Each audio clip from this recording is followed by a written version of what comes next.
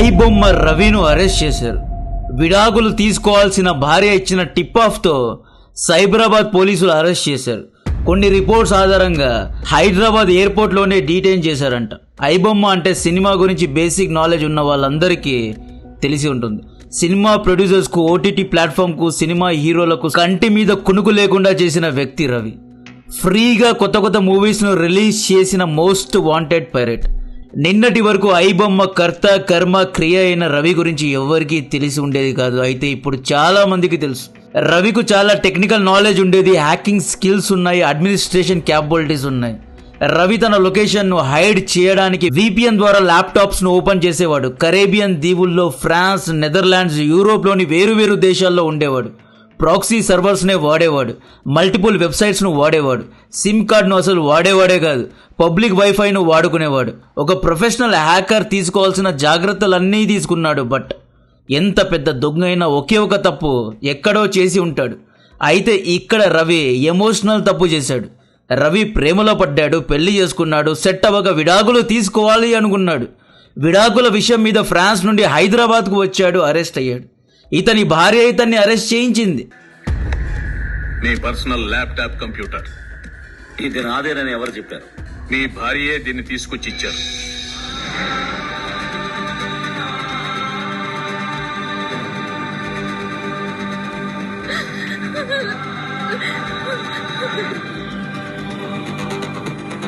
ఎంత పని చేసావమ్మా? నీకేమైనా పిచ్చి పట్టిందా?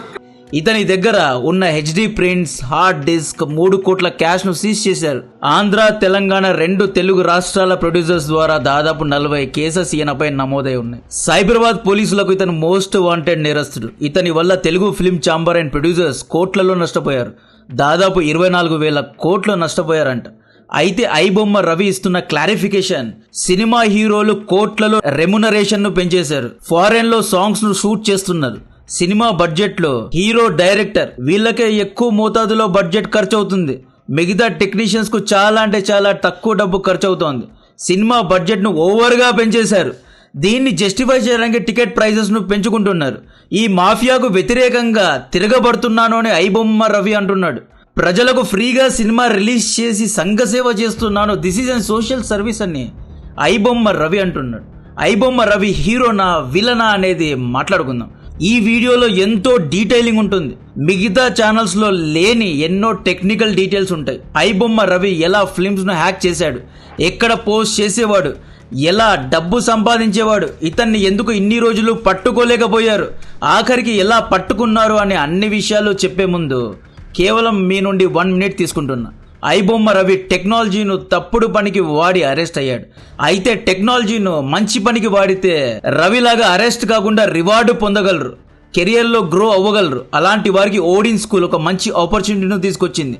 ఓడిన్ స్కూల్ను స్విగ్గీ, ఫోన్పే ఇలాంటి పెద్ద కంపెనీస్ బ్యాక్ చేస్తున్నాయి. Odin school artificial intelligence course with machine learning అనే కోర్సును ప్రవేశపెట్టింది. ఇది వర్కింగ్ ప్రొఫెషనల్స్ అండ్ ఫ్రెషర్స్ ఇద్దరికీ డిజైన్ చేయబడింది. ఎందుకు ఈ కోర్స్ తీసుకోవాలి అంటే ప్రెసెంట్ AI జాబ్ మార్కెట్ ను డిస్టర్బ్ చేస్తోంది. ఇది అప్గ్రేడెడ్ కోర్స్, అంటే 2026 లో AI డిమాండ్ ను దృష్టిలో పెట్టుకొని దీన్ని తయారు చేశారు. ఈ కోర్స్ అన్ని ఫీల్డ్స్ లో ఉన్న వారికి ఉపయోగపడుతుంది.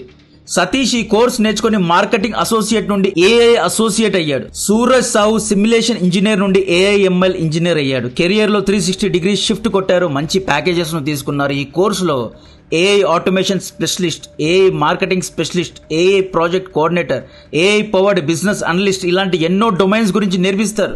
ఈ కోర్సులో ఎక్సెల్ అవ్వడానికి 360 డిగ్రీ ట్రైనింగ్ ఇస్తారు. ఇందులోని హైలైట్స్ ఏంటి అంటే లైవ్ ఆన్లైన్ క్లాసెస్ ద్వారా, ఎక్స్పర్ట్ మెంటర్షిప్స్ ద్వారా ట్రైనింగ్ ఇప్పిస్తారు. ఆన్లైన్లోనే లైవ్లోనే డౌట్ను క్లియర్ చేస్తారు. యూనివర్సిటీ రికగ్నైజ్డ్ డిప్లొమా సర్టిఫికేట్స్ ను ఇస్తారు.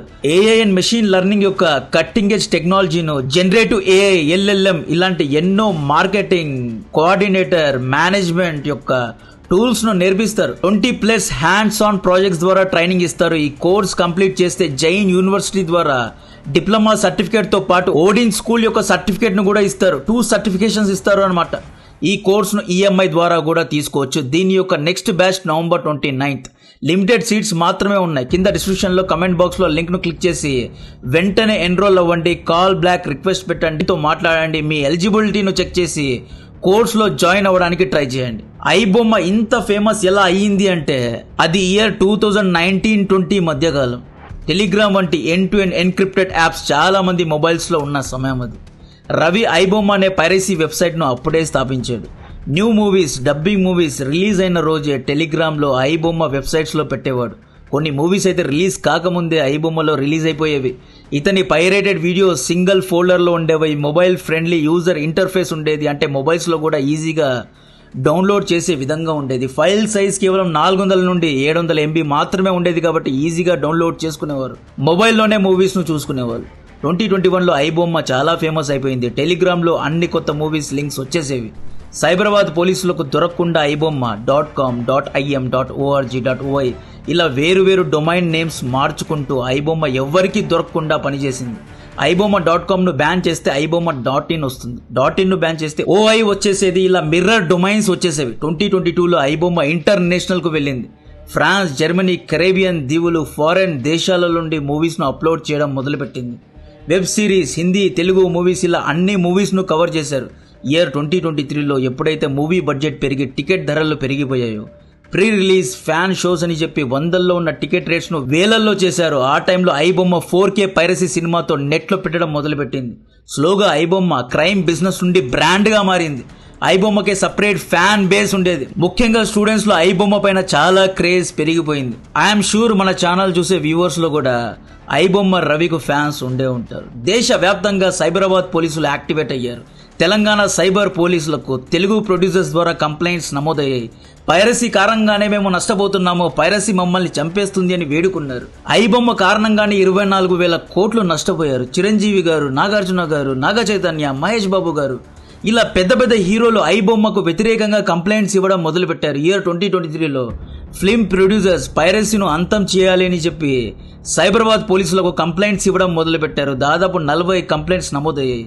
వీరి యొక్క యాక్షన్స్ కు కౌంటర్ ఇవ్వడానికి ఐబొమ్మ ద్వారా ఒక అఫీషియల్ లెటర్ అనేది రిలీజ్ అయింది. ఆ లెటర్లో ఏముంది అంటే యాక్టర్స్ యొక్క high fee, foreign shooting, high budget, star hero, star డైరెక్టర్ను జత చేసి మూవీస్ను తీయడం మానేయండి. ఇలా మూవీస్ తీస్తే బడ్జెట్ పెరుగుతుంది. దాన్ని జస్టిఫై చేయడానికి ప్రజలను కట్టు బానిసల్ని చేసి టికెట్ ప్రైజెస్ను పెంచుతున్నారు. ప్రజల జేబుకు చిల్లు పెడుతున్నారు. టికెట్ ప్రైస్ పెంచితే నెట్లో మూవీస్ రిలీజ్ అవుతాయి అని వార్నింగ్ ఇచ్చింది ఐబొమ్మ.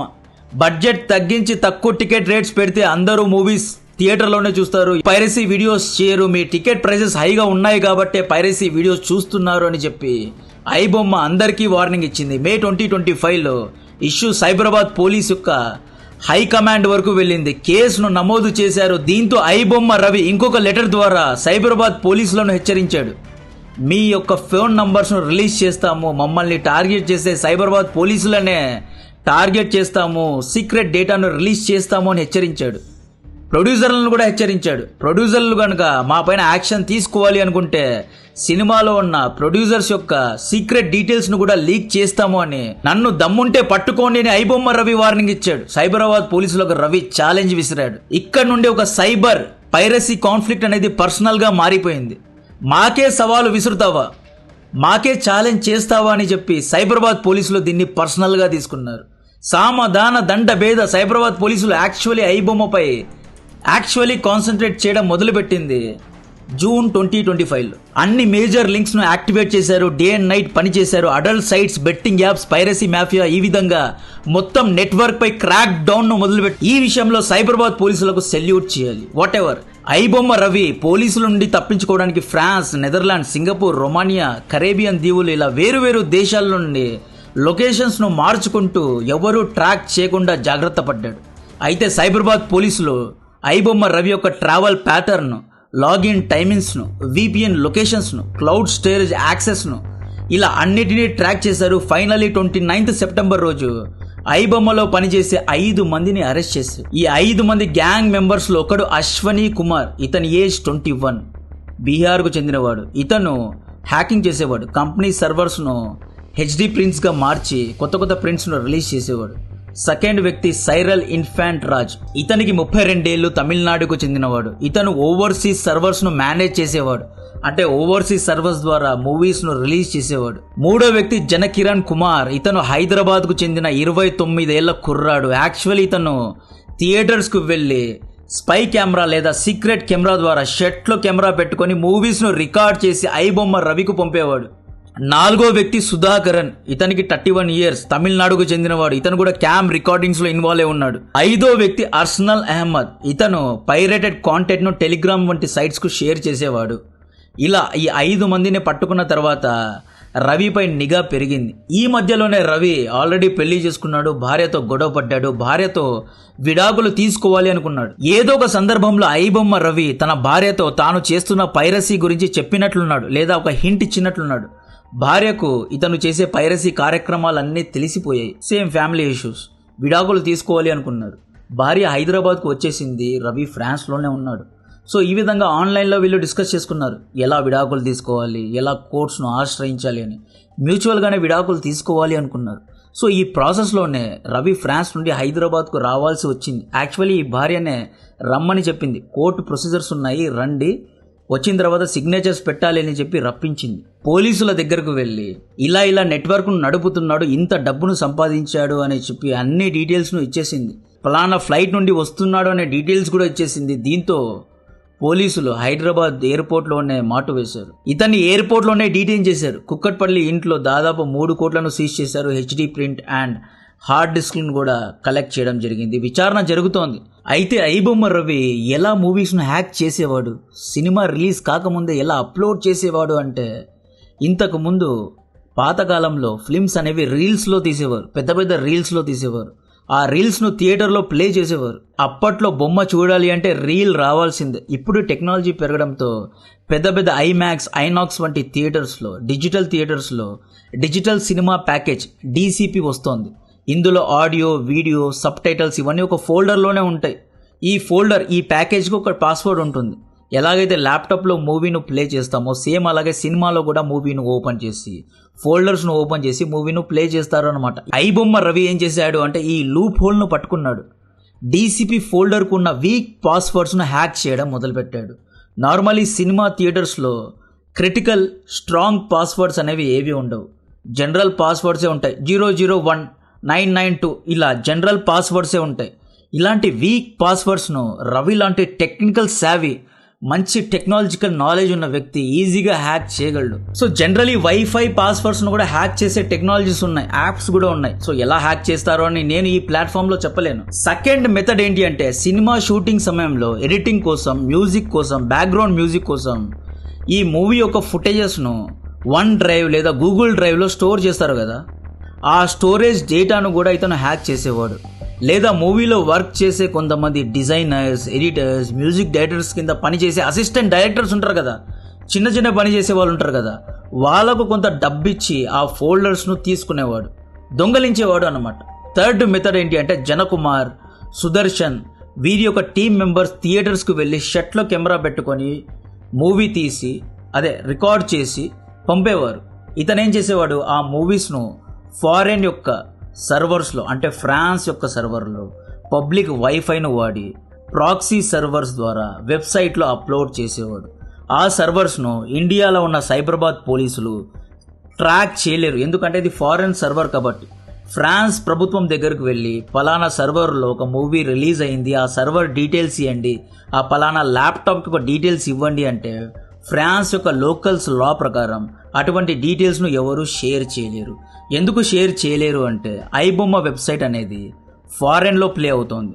దాన్ని మనం ఇక్కడ ఓపెన్ చేసి మనం దాన్ని క్లిక్ చేస్తే దాంట్లో పాపప్ యాడ్స్ అనేవి ఉంటాయి. ఈ యాడ్స్ను క్లిక్ చేస్తే డబ్బుల్లో అఫిలియేటెడ్ అమౌంట్ అనేది ఫ్రాన్స్ దేశానికి వెళ్తుంది. ఉదాహరణకు వారణాసి సినిమా ఉంది, కొత్త ఫిలిం. ఈ ఫిలిం అనేది పూర్తిగా కంప్లీట్ అయిపోయింది.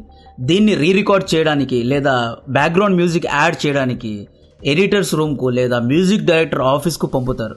ఆ ఆఫీస్లోనే ఉన్న కొంతమంది అసిస్టెంట్ డైరెక్టర్స్ ఐబొమ్మ రవి దగ్గర డబ్బులు ఇప్పించుకొని ఈ యొక్క ఫుటేజెస్ను రవికు లీక్ చేస్తారు. ఈ ఫుటేజెస్ను 4K లేదా 8K ఫుటేజ్ను కంప్రెస్ చేసి తక్కువ MBలో రవి ఏం చేస్తాడు, ఫ్రాన్స్లో ఉన్న సర్వర్స్లో అప్లోడ్ చేస్తాడు. ప్రాక్సీ సర్వర్స్ ద్వారా లేదా పబ్లిక్ వైఫైలో అప్లోడ్ చేస్తాడు.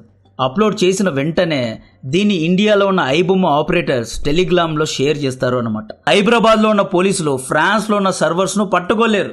సో ఈ విధంగా ఇతను తప్పించుకుంటున్నాడు. ఇతను ఇండియాలో లేడు, ఇండియాలో అప్లోడ్ చేయడం లేదు. ఒకవేళ ఇండియాలో అప్లోడ్ చేస్తే ఈజీగా ఇతన్ని కనుక్కోవచ్చు.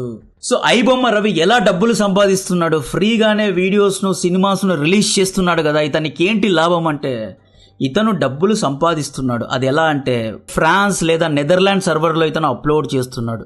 మనం ఆ వెబ్సైట్కి వెళ్ళి క్లిక్ చేసే సమయంలో popup ads, adult ads, betting, gambling ads అనేవి అక్కడ పాపప్ అవుతూ ఉంటాయి. ఆ యాడ్స్ పైన మనం క్లిక్ చేసినప్పుడల్లా కొంత డబ్బు ఐబొమ్మ రవికు వెళ్తుంది, ఫ్రాన్స్ యొక్క ప్రభుత్వానికి అఫిలియేటెడ్గా కొంత డబ్బు వెళ్తుంది అన్నమాట. వన్స్ ఒక కొత్త సినిమా వచ్చింది, వారణాసి సినిమా వచ్చింది, టికెట్స్ దొరకలేదు, చాలా మంది ఐబొమ్మకు వెళ్తారు. అక్కడ ట్రాఫిక్ అనేది జనరేట్ అవుతుంది. ఉదాహరణకు ఢిల్లీ బాంబ్ బ్లాస్ట్ జరిగింది. మనలో చాలా మంది ఏం చేస్తారు, హెచ్డి రవి ఛానల్ నుండి వీడియో తప్పకుండా రిలీజ్ అయి ఉంటుంది అని నా ఛానల్కు వెళ్తారు. నా ఛానల్లో వీడియో ఉంటుంది, మీరు క్లిక్ చేసినప్పుడు యాడ్స్ వస్తాయి కదా, ఆ యాడ్స్ను మీరు క్లిక్ చేస్తే కొంత డబ్బు నాకు వస్తుంది, కొంత డబ్బు యూట్యూబ్కు వెళ్తుంది. సేమ్ అలాగే ఐబొమ్మ రవికు కొంత డబ్బు వస్తుంది, అఫిలియేటెడ్గా యూరోప్, కరేబియన్ దేశాలకు కూడా కొంత డబ్బు వెళ్తుంది. కాబట్టి అఫిలియేటెడ్ మార్కెటింగ్ ద్వారా తమకు లాభం వస్తోంది. కాబట్టి ఫ్రాన్స్, నెదర్లాండ్స్ వంటి దేశాలు సైబరాబాద్, తెలంగాణ పోలీసులకు హెల్ప్ చేయలేదు. చాలా simple. Cookies, device ID, IP address, browsing habits, ఇలా యూజర్ డేటాను సెల్ చేసి యాడ్ నెట్వర్క్స్ ద్వారా కూడా డబ్బులు సంపాదిస్తాడు. ఒక నార్మల్ పైరసీ కంపెనీ నెల 10 నుండి 30 లక్షలు సంపాదిస్తుంది.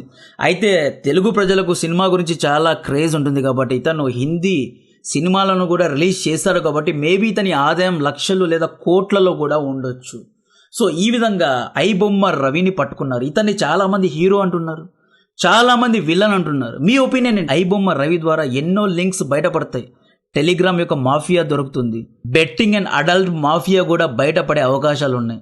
ఇతను క్రిప్టో కరెన్సీ ద్వారా ఏదైనా వ్యాపారం చేశాడు, ఆ క్రిప్టో లింక్స్ ఏవైనా ఉన్నాయా అనే దాని గురించి కూడా ఎన్నో క్లూస్ అనేవి బయటకు వస్తాయి. ఐబొమ్మ రవి అనేది ఒక అసెట్ లాంటి వాడు. ఇతన్ని సరిగ్గా విచారించి నేషనల్ ఇంట్రెస్ట్ అండ్ నేషనల్ సెక్యూరిటీకి సంబంధించిన ఎన్నో విషయాలను తెలుసుకోవచ్చు. ఒకవేళ ప్రభుత్వం ఇతన్ని పాజిటివ్గా వాడాలి అనుకుంటే వాడుకోవచ్చు. బట్ నా కంటెంట్ నచ్చితే వీడియోను లైక్ చేయండి, ఛానల్ను సబ్స్క్రైబ్ చేసి అందరికీ షేర్ చేయండి. జై హింద్.